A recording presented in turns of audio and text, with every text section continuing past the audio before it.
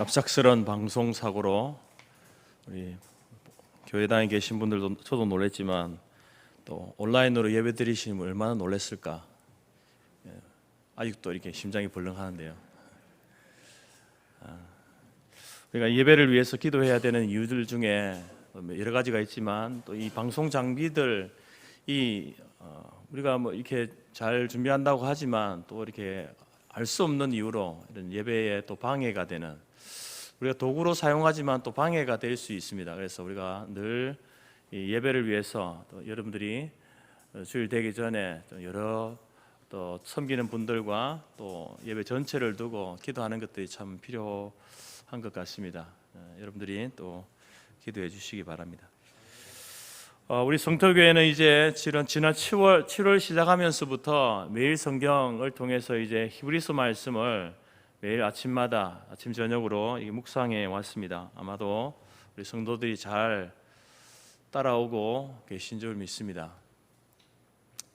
매일 성경이 뭐지 하시는 분도 없으시겠죠, 그죠? 우리가 매일 성경을 통해서 매일매일 한 15절 혹은 좀 길면은 20절, 30절 말씀을 우리가 읽고 또 묵상하게 되는데, 하나님이 어떤 분인지 또 하나님께서 우리에게 어떤 삶을 또 살라고 하시는지 말씀을 묵상하면서 또 하루의 길을 찾고 또 하나님께서 어떻게 우리의 삶을 인도해 가시는지 또 섭리해 가시는지 우리가 우리의 삶 속에서 또 말씀을 통해서 이제 하나님의 역사하심과 섭리하심을 경험하는 좋은 경건의 훈련이 말씀 묵상입니다. 그래서 여러분들이 꼭 이제 2달에 한 번씩 이제 이 책이 나오거든요. 그래서 교회에서 매일 성경 나왔습니다라고 하면은 꼭 구입하셔서 여러분들 부부당 하나가 아니고요, 개인당 한 권씩 사십시오. 다른데 아끼시고 매일 성경 꼭 구입하셔서 매일 새벽마다 또 새벽 설교 온라인으로 참석하시는 분들, 또 현장에 참석하시는 분들, 또 참석하지 못해서 이제 개인적으로 또 묵상하시는 분들도 그 말씀 펼쳐놓고 읽고 또 그 옆에 나와 있는 또 설명도 읽으시면 도움이 됩니다. 그래서 묵상하시면서 하루의 삶을 이제 또 계획을 세우고 또 하나님께서 어떤 길로 인도하시는지 또 하루를 살아가고 또 하루를 마무리할 때에 여러분 다시 한번 펼쳐놓고 어떻게 내가 오늘 하나님께서 내게 주신 말씀이 무엇이었는지, 내가 오늘 하루 어떻게 살아왔는지, 하나님이 어떻게 인도하셨는지 마지막 점검하면서 신앙의 일기같이 쓰시고 적용하면서 그렇게 여러분들이 나아가신다고 한다면 하나님께서 귀한 은혜들을 매일매일 여러분들에게 내려주실 줄 믿습니다. 히브리서 말씀은 이제 이 유대교에서 기독교로 개종한 그리스도인들을 위해서 쓰여진 편지입니다. 특별히 이제 이방인들의 어떤 핍박과 또 유대교로부터의 온갖 핍박으로 인하여서 예수님을 등지고 다시 유대교로 돌아가려는 그 사람들, 그 성도들을 위해서 이제 쓰여진, 그들을 설득하고 권면하기 위해서 쓰여진 서신서입니다. 전체 내용은 13장인데요. 이제 전체 내용을 두 부분으로 나눌 수 있습니다. 1장 1절부터 10장 18절까지 말씀이 전반부 내용이고 10장 19절부터 13장 25절까지 말씀이 후반부 내용입니다. 전반부의 내용은 이제 예수님이 얼마나 탁월하신 분인가, 얼마나 우월하신 분인가, 이것을 예수님에 대해서 우리에게 소개해 주고 있습니다. 그래서 그 예수님, 그 탁월하고 우월하신 예수님을 버리고 다시 유대교로 돌아간다는 것은 얼마나 어리석은 일인가, 얼마나 수치스러운, 하나님 앞에 섰을 때에 수치스러운 일인지에 대해서 이제 역설하고 있습니다. 예수님은 레위인으로 세워졌던 대제사장보다 우월하신 멜기세덱의 반열을 따르는 대제사장이 되십니다. 친히 자신이 제물이 되셔서 십자가의 죽으심으로 말미암아 영원히 단번에 이제 구약의 율법과 제사를 해결하신, 그래서 인간의 근본 죄의 문제를 해결해 주신 분이 바로 예수님이시다라고 증거하고 있습니다.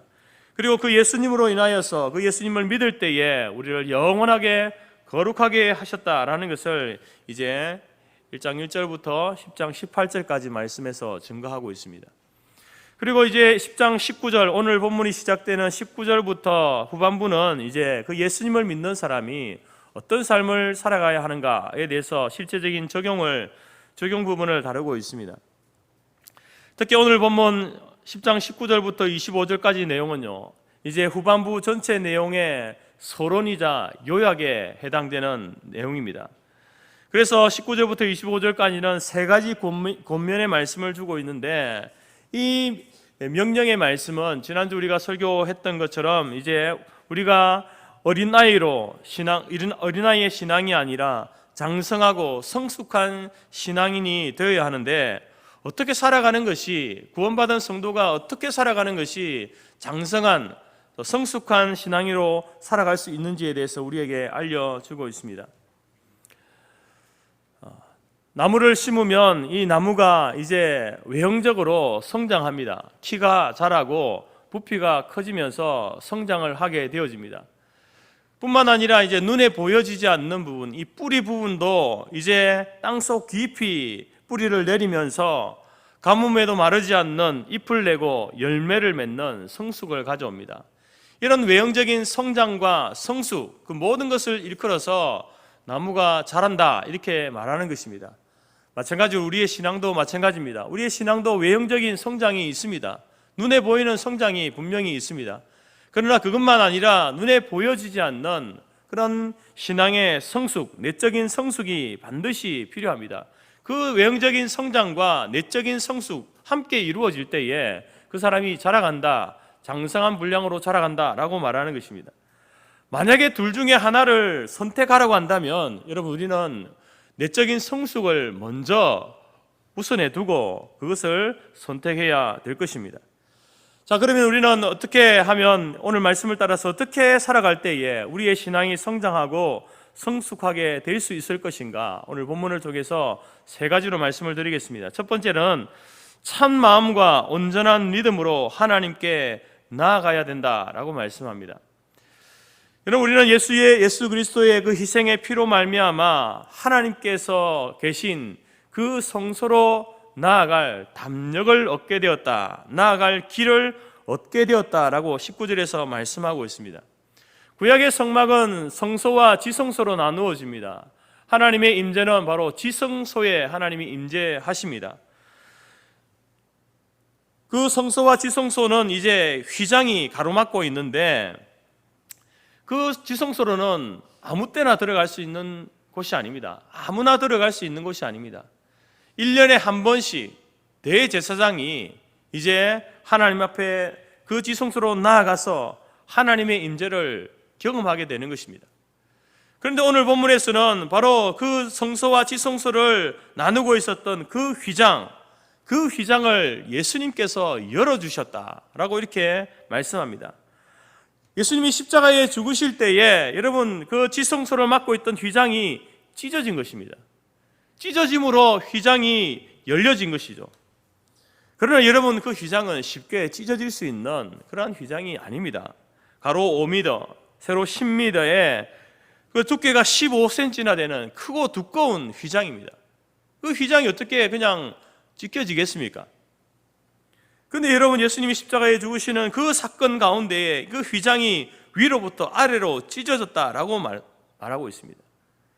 예수님의 육체가 찢기신 것처럼 그 휘장이 찢겨짐으로 인하여서 여러분, 우리가 하나님께로 누구나 언제나 하나님께로 나아갈 수 있는 길이 열려지게 되었다라는 것입니다. 이처럼 예수의 피로 말미암아 구속함을 받고 거룩하게 된 성도들은 이제 예수님께서 열어놓으신 그 길을 따라서 언제든지 어디서나 하나님께 나아갈 수 있게 되었다라는 겁니다. 그런 우리를 향하여서 이렇게 고면하는 것입니다. 바로 그 길을 얻게 되어진 성도들은 참 마음과 온전한 믿음으로 살아야 된다. 참 마음과 온전한 믿음으로 살 때에 우리의 신앙이 성장하고 성숙해 되어집니다. 여러분, 참 마음이 무엇일까요? 참 마음. 이 참 마음이라고 하는 것은 예수님의 십자가의 보혈로 씻김을 받은 마음을 말합니다. 우리가 마음을 새롭게 먹는 그 마음이 아니라 예수님의 그 보혈의 피로 씻겨진 마음, 그것이 참 마음입니다. 이 마음이란 깨끗한 양심으로 죄를 죄로 깨닫고 악을 악으로 깨닫고 그리고 회개하는 그러한 마음을 말합니다. 여러분, 주님의 보혈로 우리의 마음이, 우리의 양심이 씻겨지지 않으면 죄를 죄로 깨달을 수 없습니다. 우리 안에 회개하는 마음이 일어나지 않습니다. 여러분이 죄를 죄라고 인정하고 있습니까? 여러분이 죄인됨을 인정하고 하나님 앞에 날마다 여러분의 죄를 고백하고 있습니까? 그러면 여러분, 우리는 예수 그리스도의 보혈로 말미암아 우리의 마음이 깨끗하게 씻겨진 겁니다. 그 참 마음으로 살아가라는 겁니다. 날마다 그 마음으로 살아가라는 겁니다. 그렇게 살아갈 때 우리가 성장하고 성숙해 된다라고 말씀합니다. 예수님께서는 산상설교를 통해서 이런 마음을 가진 사람을 심령이 가난한 자다, 마음이 청결한 자다, 이렇게 말씀하고 있습니다. 더 풀어서 말씀드리면은 감사하는 마음을 가진, 하나님께 감사하고 교활하지 아니하고 거짓이나 위선이 없는 마음으로 살아가는 겁니다. 어린아이 같이 단순하고 겸손하고 온유한 마음으로 살아가는 겁니다. 이런 마음으로 살아갈 때에 여러분, 우리는 성장하고 성숙해 되어진다라는 겁니다. 또한 믿음으로 나아가라고 말하죠. 믿음으로 살아가라고 이야기합니다. 하나님께서 우리를 보실 때에 가장 중요하게 보시는 게 뭐겠습니까? 그것은 바로 믿음입니다. 하나님은 우리가 하나님 앞에 섰을 때에 우리의 믿음을 보고 판단하시는 겁니다. 믿음이 없이는 결코 하나님을 기쁘시게 할 수 없다라고 했습니다. 여러분, 이 믿음이 뭘까요? 어떤 믿음을 이야기하는 걸까요? 그것은 제일 우선적으로 하나님의 존재에 대해서 믿는 믿음입니다. 하나님은 계신다. 하나님은 살아계시는 분이다. 그 하나님의 존재를 믿는 믿음, 그 믿음이 우리 가운데 있어야 한다는 것입니다. 그리고 또 하나님께 나아가는 자는, 하나님을 사모하는 사람에게는 하나님이 복 주시고 평강 주시고 영생을 주시는 분이시다라는 그 믿음을 말하는 것입니다.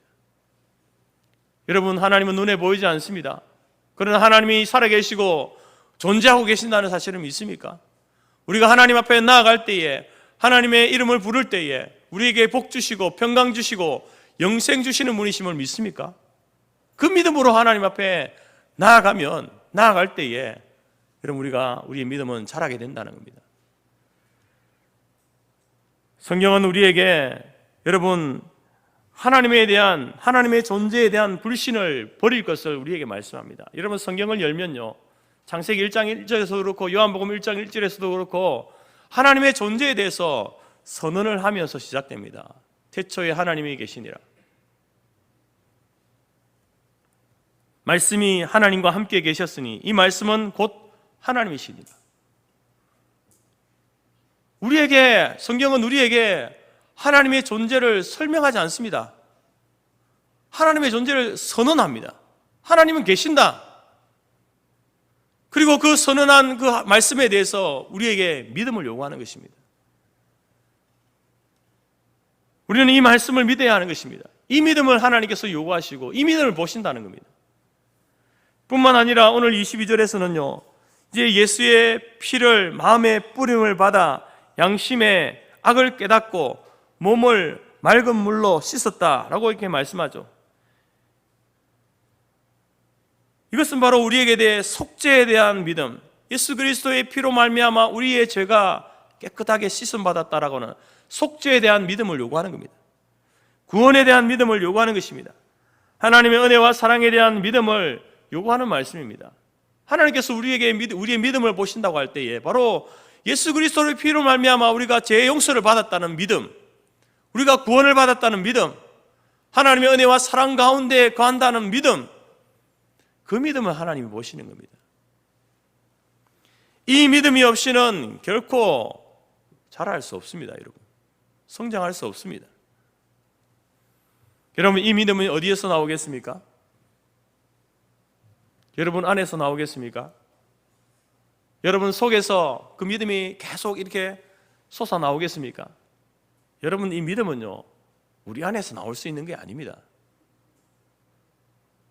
우리가 아무리 종교적이고 신앙에 의존하는 그런 사람일지라도 이 믿음은요, 사람 안에서 나올 수 있는 게 아닙니다. 하나님이 주셔야 되는 겁니다. 하나님이 주시는 믿음이에요. 하나님이 어떻게 주십니까? 하나님께서는요, 말씀을 통해서 주시는 겁니다. 믿음은 말씀을 들으면서 난다라고 분명히 말합니다. 하나님의 말씀을 듣지 않으면 믿음이 생겨날 수 없는 거예요. 하나님이 주시는 이 말씀을 통해서 우리에게 믿음을 주시는데, 말씀을 읽고 말씀을 배우고 말씀을 듣지 않으면 믿음이 생겨날 수 없습니다. 혹시 자기 안에 믿음이 있다라고 생각할지라도 그것은요, 참된 믿음이 아닙니다. 거짓된 믿음, 잘못된 믿음이죠.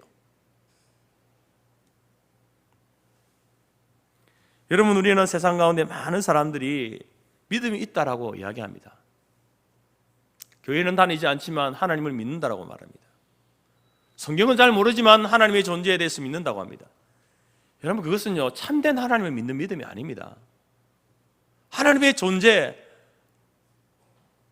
하나님에 대한 그 믿음, 그것은요, 성경을 통하지 않고서는 생길 수가 없습니다.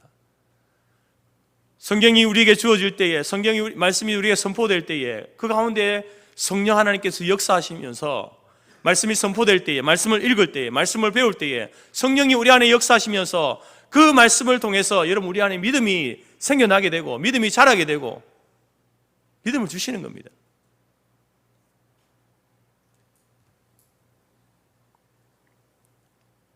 예수의 피로 말미암아 되어진 깨끗한 마음과 그리고 기록되어진 말씀을 믿는 믿음으로 매일매일 성장하고 성숙해 되는 저와 여러분이 될 수 있기를 바랍니다. 그러기 위해서는요, 우리는 매일 우리 자신의 마음과 우리의 믿음을 점검해야 되는 겁니다. 무엇으로요? 말씀으로요. 하나님 말씀은 거울과 같은 겁니다. 우리가 말씀을 이렇게 읽지만 말씀을 읽다 보면요, 말씀이 우리를 읽는 겁니다. 말씀이 우리를 읽어주는 거예요. 우리의 삶에 어떤 죄가 묻어 있는지, 어떤 때가 묻어 있는지 여러분, 거울을 보면 그거 보이지 않습니다. 여러분 자신이 그냥 들여다보면 그게 죄가 보이겠습니까? 안 보입니다. 오히려 우리는 그 죄를 가리려고 하죠. 그러나 우리가 말씀을 보게 되면, 말씀을 묵상하고 말씀을 들으면요, 우리 안에 있는 죄가 보이는 겁니다. 말씀이 우리를 들여다보는 것이죠. 내가 말씀을 읽지만 말씀이 우리를 읽어내는 겁니다.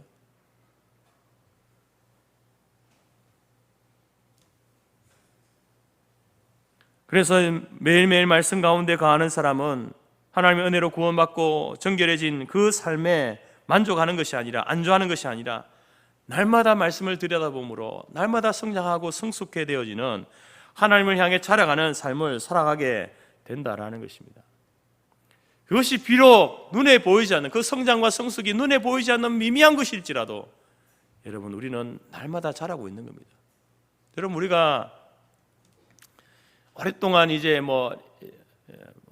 가족이든지 형제든지 또 손자든지 한 번 보고 오랫동안 못 본 사람과 매일매일 본 사람은요, 다르지 않습니까? 매일 본 사람은요, 이 아이가 자라고 있는지 잘 느끼지 못합니다. 근데 1년에 한 번, 2년에 한 번 이렇게 본 사람은 어떻습니까?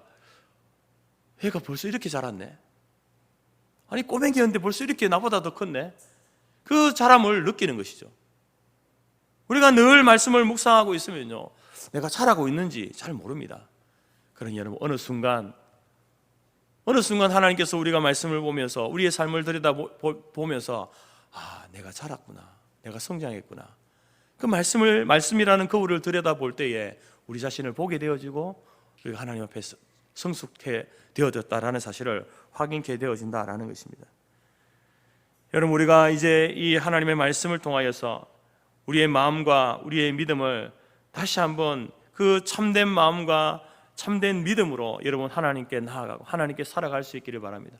그렇게 되어질 때에 우리는 여러분, 이제 이기적인 생각을 버리고 이제 우리 자신만 아니라 잃어버린 영혼을 위해서 기도하고 전도하고 핏값으로 세우신 몸된 교회를 성장하고 성숙케 하는 일에 헌신하고 또 주님의 제 이름으로 완성되어질 하나님의 나라를 사모하면서 악한 세상 속에서 그 세상이 우리의 마음을 빼앗으려고 하고 온갖 핍박과 유혹으로 공격할 때에 무너지지 않고 오히려 끝까지 믿음을 지키는 그리스도의 군사다운 삶을 살아가게 될 줄로 믿습니다.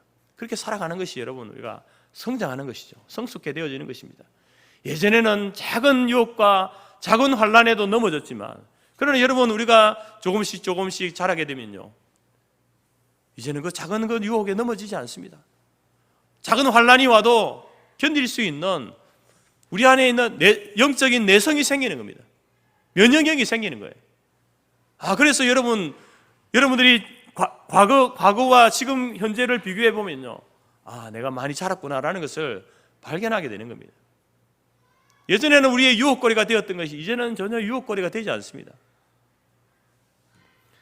저와 여러분들이 참 마음과 믿음으로 하나님 앞에 나아가고 살아감으로 인하여서 날마다 여러분들이 눈에 보이지 않지만 성장과 성숙을 이뤄내는 복된 삶을 살아갈 수 있기를 바랍니다. 두 번째로 우리가 성장하려면, 성숙하려면요, 23절 말씀에 보면 소망을 굳게 잡으라 이렇게 말씀합니다. 여러분, 굳게 잡는다라는 말은요, 소망을 간직한다라는 말입니다. 내 속에 하나님이신 그 소망을 간직한다라는 겁니다. 예수님을 구주로 믿고 고백하는 성도들은 하나님의 약속이 반드시 이루어짐을 끝까지 소망하며 굳게 붙잡아야 됩니다. 여러분, 이 소망은요, 내가 바라는 소망을 말하는 게 아닙니다. 하나님께서 우리에게 주신 소망을 이야기합니다. 그 소망을 굳게 잡으라, 그 소망을 간직하며 살아라, 이렇게 말씀하고 있는 겁니다. 여호수아와 갈렙은 다른 사람들은 다 못 들어간다고 한 그 약속의 땅, 가나안 땅에 거침없이 들어간 사람들입니다. 여러분, 어떻게 이 두 사람이 약속의 땅, 가나안 땅으로 들어갈 수 있었을까요? 그들이 남들보다 더 똑똑해서 그렇습니까? 힘이 세서? 가진 것이 많아서 그랬습니까? 아닙니다, 여러분. 이 두 사람이 약속의 땅으로 들어갈 수 있었던 유일한 이유는 바로 하나님의 약속의 말씀을 믿고 그 소망을 붙들고 간직하며 살았기 때문에 그렇습니다. 여러분, 성도의 능력이라고 하는 것은요, 다른 것에서 나오지 않습니다. 하나님의 약속의 말씀을 붙들고 있는 사람에게 하나님의 능력이 임하는 것이고 하나님의 능력이 나타나는 겁니다. 환경을 이길 수 있는 능력, 환경을 뛰어넘는 능력, 우리가 약속의 말씀을 붙들고 있으면요, 능히 하나님께서 그 힘과 능력을 주십니다. 소위 우리가 기적이라고 말하는 사건들이 성경에, 신구약 성경에 곳곳에 기록되어져 있습니다. 여러분, 그 기적이라고 하는 사건들이 기록되어질 때에, 하나님께서 기적을 행하실 때에 언제 행하시는가, 누구에게 행하시는지를 여러분 유심히 한번 성경을 읽으실 때 한번 살펴보십시오. 대부분의 하나님의 기적들은요, 하나님의 기적과 하나님의 능력을 경험한 사람들의 긍정적인 공통점은 뭐냐면은 하나님의 약속을 간직하고 있는 사람들이었다는 겁니다. 하나님의 약속을 붙들고 나아갈 때에 하나님께서는요, 불가능한 일을 가능케 하십니다. 일어날 수 없는 일을 일어나게 하십니다. 도저히 우리가 상상할 수 없는 방식으로, 방법으로 일하시고 역사하시는 그 기적들을 성도들에게 보여주신다는 겁니다. 이처럼 말씀에 대한 소망은요, 우리의 믿음을 온전하게 하는 힘이 되는 겁니다. 자기 안에 하나님의 말씀에 대한 소망을 품고 있을 때에 하나님께 주시는 그 기적을 경험한 사람들은요, 성장합니다. 성숙해 됩니다. 그러나 말씀에 대한 소망을 품지 않은 사람에게 하나님이 아무리 기적을 베풀어도요, 그 사람들은요, 그걸 하나님의 기적이라고 인식하지도 못합니다. 그냥 우연히 되어진 일로 생각해요. 우연히 되어진 일, 어쩌다 보니까 되어진 일.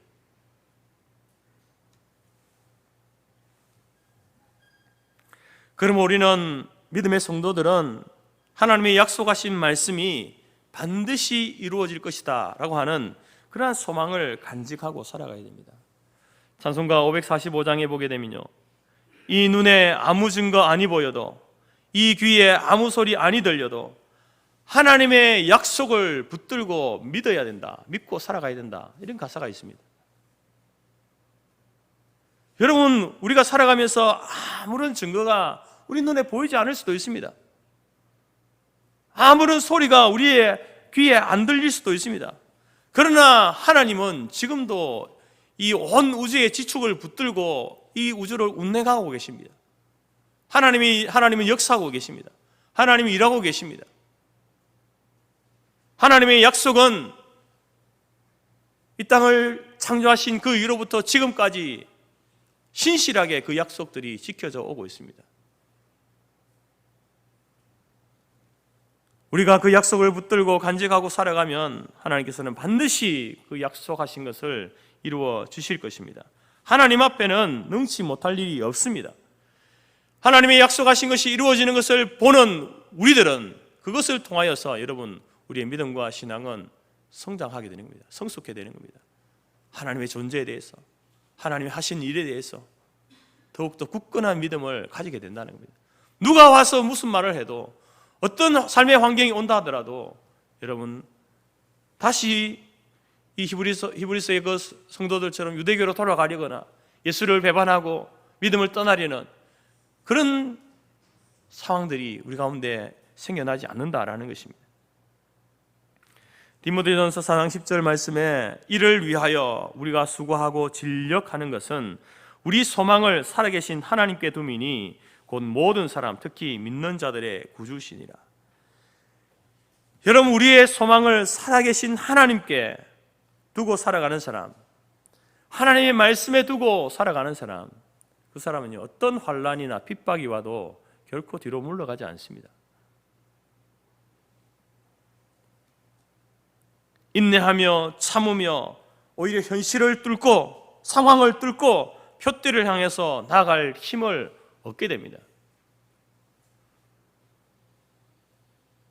또한 소망을 가진 자가, 주님 만날 날을 소망하며 살아가는 자가 자신의 삶을 깨끗하게, 거룩하게 살아가는 것입니다.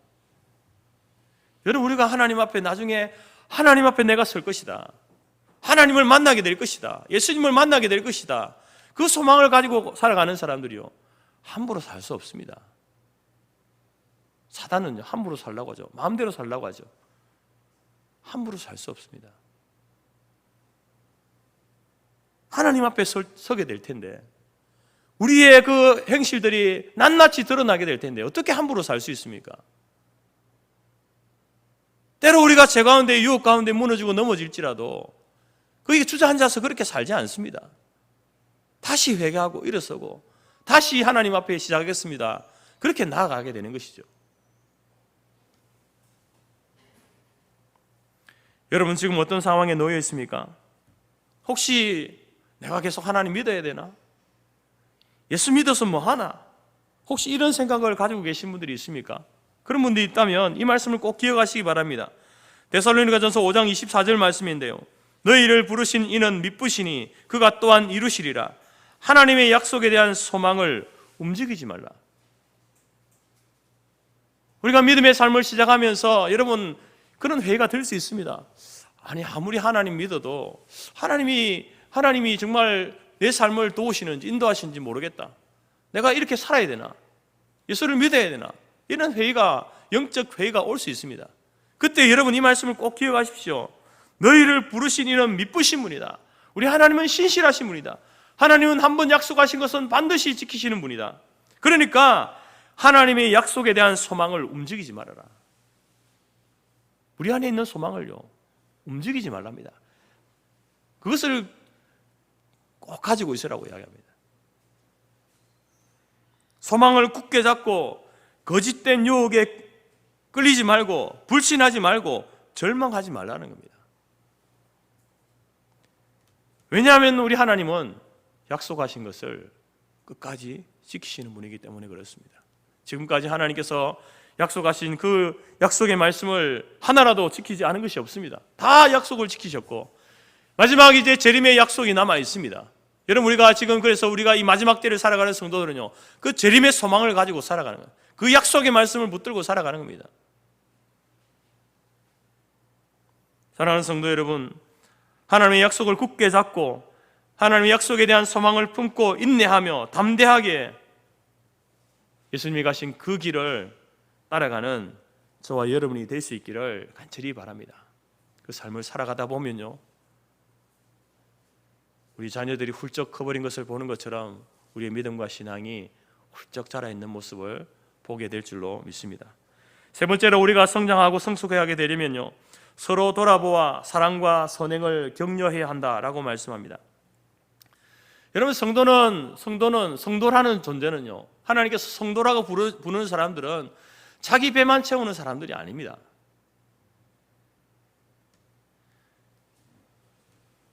구원받은 자는 남을 위하는 자가 되어야 된다. 그래서 여기서 서로 돌아보아라는 말씀은 다른 사람의 형편을 깊이 생각해 보라는 말입니다. 매일 자기 형편만 살피고 자기의 필요한 것만을 얻기 위해서 살아가는 그 삶이 아니라 다른 사람의 형편을 돌아보라는 겁니다. 진심으로 깊은 사랑과 관심을 가지고 돌아보라는 것입니다. 그리고 이 돌아보라는 말은요, 한 번만 그렇게 하라, 그 말이 아니라 계속해서 반복해서 그렇게 돌아보라는 말입니다. 계속해서 사랑하는 것과 선행을 격려하고 가르치는 삶을 살아갈 때에 우리가 성장하고 성숙해 된다는 겁니다. 히브리서 12장 15절에서는 더 구체적으로 말씀하고 있습니다. 너희는 돌아보아 하나님의 은혜에 이르지 못하는 자가 있는가 두려워하고 또 쓴뿌리가 나서 괴롭게 하고 많은 사람이 이로 말미암아 더러움을 입을까 두려워하고 혹시 음행하는 일과 또 일용할 양식의 문제로 장자의 명분을 판 에서와 같이 망령된 일을 행하는 그런 신앙에서 낙오되는 자가 있는지, 성도가 있는지 없는지 주의를 잘 살피라는 겁니다.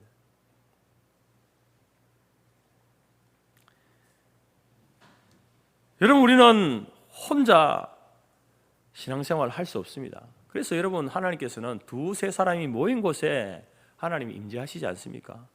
두세 사람이 예수 그리스도를 구주라 믿는 두세 사람이 모인 그것을 교회라고 하는 겁니다. 그 공동체를 교회라고 하는 것입니다. 그래서 우리는 자기 자신과 자기 가족만 위해 살아서는 안 되는 것입니다. 교회 안에 다른 지체를 섬기는 일을 하라고 우리를 불러주신 거예요. 교회 밖에 있는 영혼들에게 복음을 전하는 일을 게으르게 하지 말라고 열심을 품고 주를 섬기라고 우리를 불러주신 겁니다. 특별히 여러분, 우리가 이 다음 세대를 살리는 일은요, 정말 우리 성토교회의 미래, 재건교회의 미래, 한국교회의 미래가 달려있는 문제입니다. 여러분, 전체 한국교회에 있어서 지금 대두되는 가장 큰 문제가 무엇입니까? 다음 세대입니다. 자녀들입니다.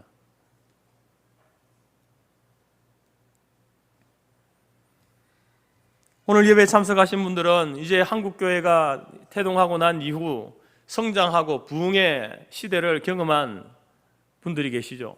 그리고 또 이제 이 한국교회가 그 부흥의 성장의 시기를 이제 지나서 이렇게 쇠퇴기에 들어선 쇠퇴기를 경험하고 있는 그런 사람들이 여기에 모여 있습니다.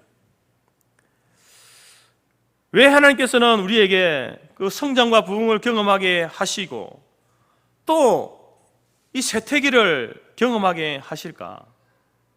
왜 이러한 시대에 우리가 구원받은 성도로 살아가게 하실까? 왜 이러한 시기에 우리를 성토교회 성도로 우리를 불러주셨을까? 생각해 보셨습니까?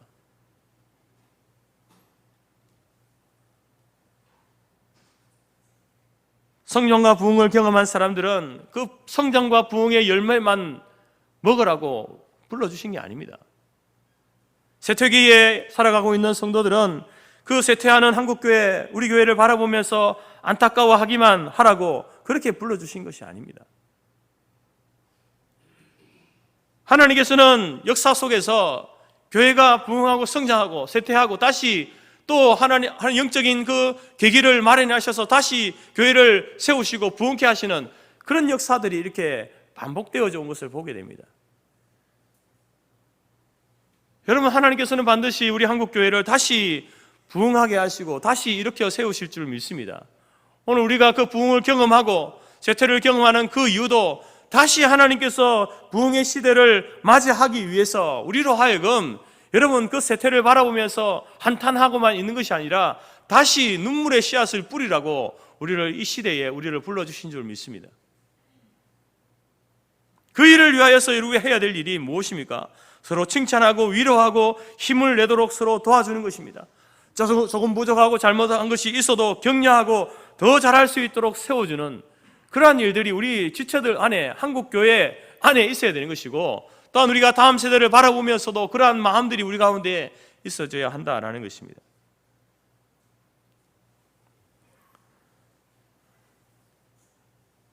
여러분, 여름이 되면 이제 교회 학교마다 성경학교 수련회를 통해서 우리 아이들이 다시 정말 이 믿음 안에 말씀 안에 서기를 위해서 이런 수련회, 캠프, 성경학교를 준비하지 않습니까? 여러분, 우리 성토교회도 이제 이것을 준비하고 우리 적은 총회에서도 총회 청년 수련회를 준비하고 있습니다. 우리가 이 수련회를 바라보면서 다음 세대를 바라보면서 이번 여름 성경학교, 이번 수련회만 잘하면 우리 재건교회, 우리 성토교회 다음 세대들이 살아날 수 있겠습니까? 회복되겠습니까?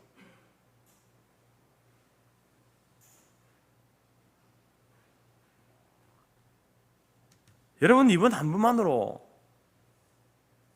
한 번의 우리의 헌신과 한 번의 수고로 여러분 변화되고 성장하고 부흥이 일어난다?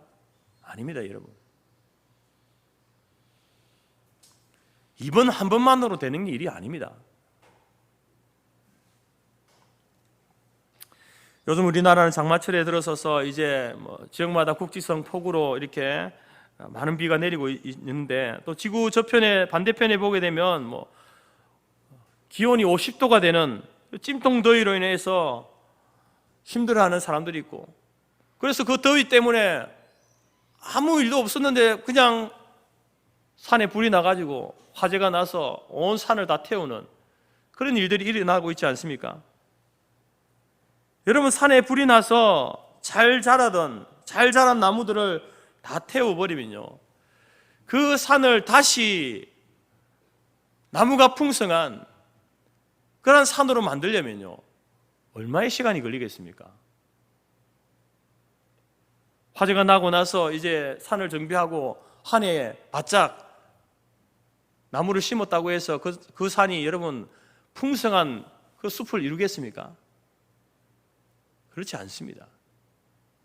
적어도 10년이 흘러야 되고요, 정말로 그 풍성한 열매를 맺는 생명의 꽃을 피우는 그러한 산이 되려면요 30년, 50년이 걸리지 않습니까?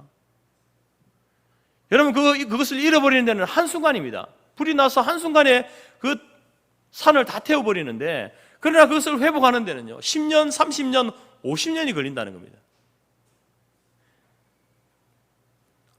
우리 성토교회가 어려움을 겪어왔던 시간들이 있습니다. 그 시간 속에 가장 큰 피해자는 다음 세대들이죠. 우리의 자녀들입니다. 그 많던 청년들이 다 사라졌습니다. 교회 잘 나오던 우리의 자녀들은 교회 나오지 않습니다. 유초등부 아이들, 청소년들이 점점 줄어들고 있습니다. 가만히 손 놓고 있겠습니까? 여러분, 산이 다시 회복되기 위해서 10년, 20년, 30년, 50년이 걸리듯이 우리가 그 짧은 순간 잃어버렸던 그 다음 세대를 회복하려면요 우리도 10년, 30년, 50년을 헌신하고 투자해야 됩니다. 어쩌면 여러분, 우리의 남은 생애 동안에 우리는 성토교회, 한국교회, 우리 재건교회에 다음 세대들이 일어나는 부흥하는 그것을 보기 위해서 투자하다가 헌신하다가 우리의 생명을 마감할 수 있습니다. 마치 밑 빠진 동에 물 붓듯이 아무리 내가 부어도 채워지지 않는, 정말 될까? 우리가 죽으면서 하나님 앞에 가면서 물음표를 가지고 갈 수도 있습니다. 그러나 그럼에도 불구하고 해야 하는 일입니다. 우리가 감당해야 되는 일입니다. 10년을 그렇게 하고 20년을 그렇게 하고 30년을 한다고 해도 정말 다시 어느 정도로 일어날 수 있을지 장담할 수는 없습니다. 그러나 그럼에도 불구하고 해야 하는 것입니다. 이것이 바로 여러분 교회의 세태기에 우리를 구원하시고 우리를 불러주신 그 부르심의 목적입니다. 이유입니다. 우리를 성토교회, 재건교회에 두신 이유입니다. 단순히 내가 구원받은 그것으로만 기뻐하고 즐거워하라고 우리를 불러주신 게 아니라는 겁니다. 오늘 말씀 속에 보게 되면 말세의 특징 중에 하나를 우리에게 이야기합니다. 모이기를 피하는 습관들이 많아진다는 겁니다. 실제로 여러분 히브리서를 이 편지를 받아든 그 성도들은요, 외부적인 박해와 또 유대교회의 그 유혹 앞에서 정말 차츰차츰 모임에서 빠지는 사람들이 많아지는 그런 상황이었습니다. 빠질 수밖에 없는 상황이었습니다. 왜냐하면 모이면 손해거든요. 모이면 피해를 보고 모이면 죽임을 당할 수도 있는 그 상황이 지금 이들의 상황입니다. 그러니까 많은 사람들이 이제 우리가 지금 모이는 것은 우리가 더 위험에 빠지는 일입니다. 모임을 중단합시다. 모임을 자제합시다. 그리고 모임을 피하고 모이지 않았습니다. 그들은 잠시 잠깐이라고 생각했는데요. 그런데 오늘 말씀 뭐라고 합니까? 그것이 모이지 않는 것, 모이기를 피하는 그것이 습관이 되어버렸다. 이렇게 말합니다. 습관이 되어버렸다. 당연한 것이 되어버린 겁니다. 어쩔 수 없는 상황 속에서 그들이 잠시 모임을 피했는데 그것이 이제는 당연한 것이 되어버렸다는 겁니다. 당연한 것이. 오히려 그것으로 인하여서 신앙을 버리고 예수를 떠난 사람들이 생겨나는 겁니다. 그러한 위기의식 가운데 이 편지가 쓰여진 거예요. 그래서 하나님께서는 이 서신서를 통해서 그 성도들을 향해서 뭐라고 이야기합니까? 모이기를 피하지 말라고 이야기해요. 모이기를 피하지 말라. 모이기를 피할 수밖에 없는 상황입니다. 여러분 그 사실을 부인할 수는 없습니다, 여러분. 우리의 상황보다 훨씬 더 어려운 상황이 지금 이 히브리서 이 서신서를 받아든 그 성도들의 상황이에요. 모이기를 피할 수 없는 그 상황이 있는 성도들을 향해서 모이기를 피하지 마십시오라고 이야기하는 거예요. 말세의 특징을 따라 살지 말라는 겁니다. 오직 주님의 날, 주님의 재림이 가까워질 수 있도록 질수록 더욱더 모이기에 힘쓰라고 이야기하는 겁니다. 더욱더 모이기에 힘써서 참 마음과 온전한 믿음으로 하나님께 나아가야 된다. 우리가 믿는 도리의 소망을 움직이지 말고 굳게 잡으라. 서로 돌아와 사랑과 선행으로 서로 격려하라. 그렇게 할 때에 교회가 성장하고 성숙하고 우리의 믿음과 우리의 신앙이 성장하고 성숙해 되는 겁니다. 여러분 히브리서 이 서신서를 받아든 그 성도들은요, 그 믿음이 성장하고 성숙해 되어질 수 있는 상황이 없습니다. 아닙니다. 그러나 모이기를 피하지 말고 모이기에 힘쓰고 믿음과 소망과 사랑으로 살아갈 때에 성장한다는 겁니다. 성숙해 된다는 겁니다. 어떤 환경도 이길 수 있는 힘과 능력을 갖게 된다는 것입니다. 끝까지 인내하게 된다는 겁니다. 주님이 우리를 부르실 때까지, 주님이 재림하셔서 세상을 심판하실 그때까지 믿음을 지키고 인내하며 살게 된다는 것입니다. 여러분 재미있는 사실, 흥미로운 사실은요, 우리의 성장과 성숙해 되는 비결을 말하면서 그 내용이요, 기독교의 세 가지 중요한 덕목을 이야기하고 있지 않습니까? 믿음과 소망과 사랑이라고 이야기합니다. 참마음과 온전한 믿음으로 하나님께 나아가야 성장한다, 성숙해 된다. 우리가 믿는 도리의 소망을 움직이지 말고 굳게 잡아야 성장하고 성숙한다. 서로 돌아보아 사랑과 선행을 격려할 때에 우리가 성장하고 성숙한다. 우리가 믿음과 소망과 사랑을 가지고 사랑 안에 헌신하고 충성하고 살아가게 되면요, 성장하게 된다는 겁니다. 성숙해 된다는 겁니다. 한국교회 성장할 수 있습니다. 회복될 수 있습니다. 우리 재건교회, 우리 성토교회에 다시 일어설 수 있습니다. 회복될 수 있다는 겁니다. 다음 세대 여러분 일어날 수 있다는 겁니다.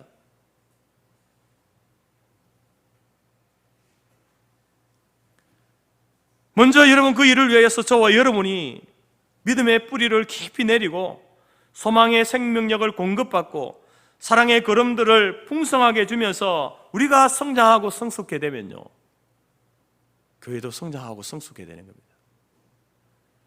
교회가 성장하고 성숙해 되면요, 우리 성토교회가 성장하고 성숙해 되면요, 재경교회가 성장하고 성숙하게 됩니다. 재경교회가 성장하고 성숙하게 되면요, 한국교회가 성장하고 성숙하게 되는 겁니다. 그러니까 우리 저와 여러분들이 우리의 믿음이, 우리의 신앙이 성장하고 성숙하게 돼요. 무엇으로요? 믿음과 소망과 사랑 안에서. 믿음과 소망과 사랑에 헌신하고 충성하면요, 우리는 자라게 되어 있습니다. 어떤 생명일지라도 자라게 되어 있습니다.